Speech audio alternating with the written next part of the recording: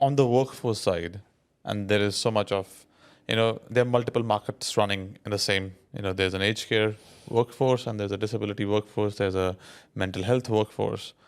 And for example, if you're a nurse today, and then you're looking for a job opportunities and you say, okay, I would get that much in aged care and I would get that much in disability. And how does and these two markets in itself have a different price parity around the workforce, has attracted workforce toward a different, but this is a one single bank of workforce availability in this country. So from a policy point of view, from a human service policy point of view, you have taken away probably workforce away from one sector and given to the other one. So how does the parity across human services work? Because a requirement of a nurse for an elderly person is as critical as a requirement for nursing services for a person with disability. Yeah, it's a big question, and there is a lot of competition between sectors for that workforce. And there are different price points. And there are also jobs which are on the surface easy and harder jobs to do. So would a similar role in different sectors should be at similar price? If you're regulating the price, if it's not a free market across, so let's have a similar, will that not work well if you have a similar price parity on the rates and everything across sectors, so that you're not moving the workforce from, which means it's a more playing field?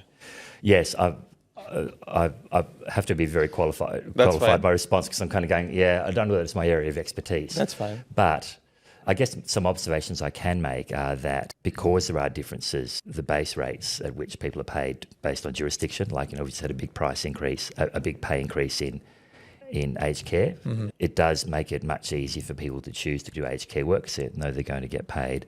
If you get those kinds of disparities, you are going to see that kind of movement. But even if it was a level playing field in terms of what's the base rate that you might pay people, then there's just the competition for staff. And the competition for staff forces people to then actually be offering salaries above the base.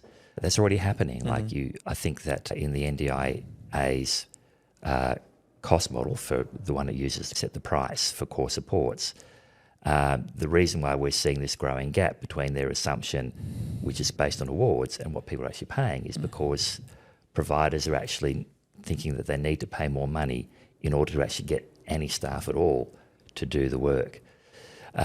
So there's competition within the sector. There's competition between sectors as well. Yeah, and again, if you look at allied health, what we see is, for instance, staff will come in, new graduate, they'll spend 2 years working for a larger not-for-profit that provides really fantastic training, gets them up to speed.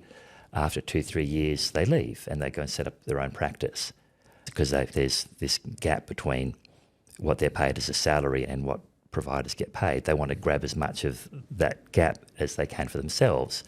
And providers are in this position of actually training up a workforce that actually won't work for them in the long term. What are the workforce trends you are seeing through the providers in terms of not just the wage rates, but other workforce trends?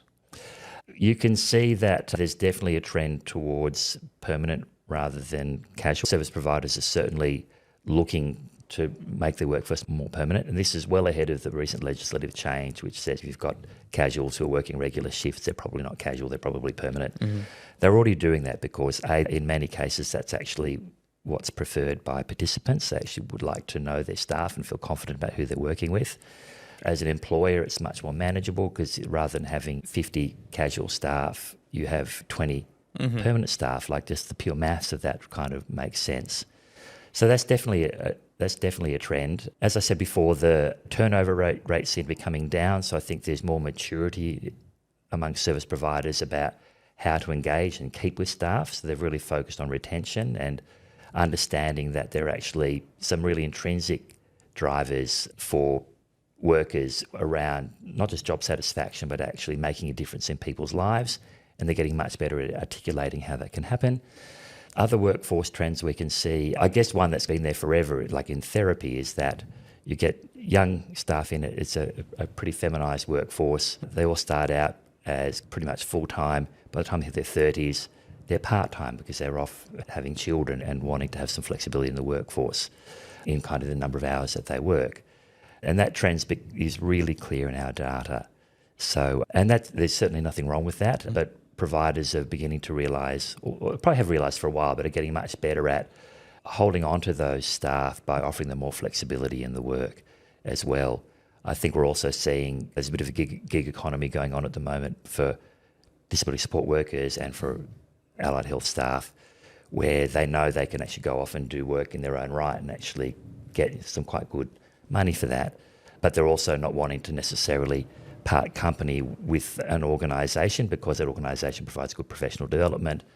And so in the past, people thought they had to walk away from the organisation, and the organisation thought they'd probably walk away, but they're now coming to an arrangement where work with us part-time, you can do some stuff over here, that's fine. The gig economy is such a part of our world now, there's a kind of a recognition and an embracing of that by both parties. And that's definitely new. Like 3-4 years ago, you weren't seeing that in the data. People left, and now they're not. They've got one foot in the provider, one foot in their own world. And that's just, it's not a good or a bad thing, it's just the way that it is.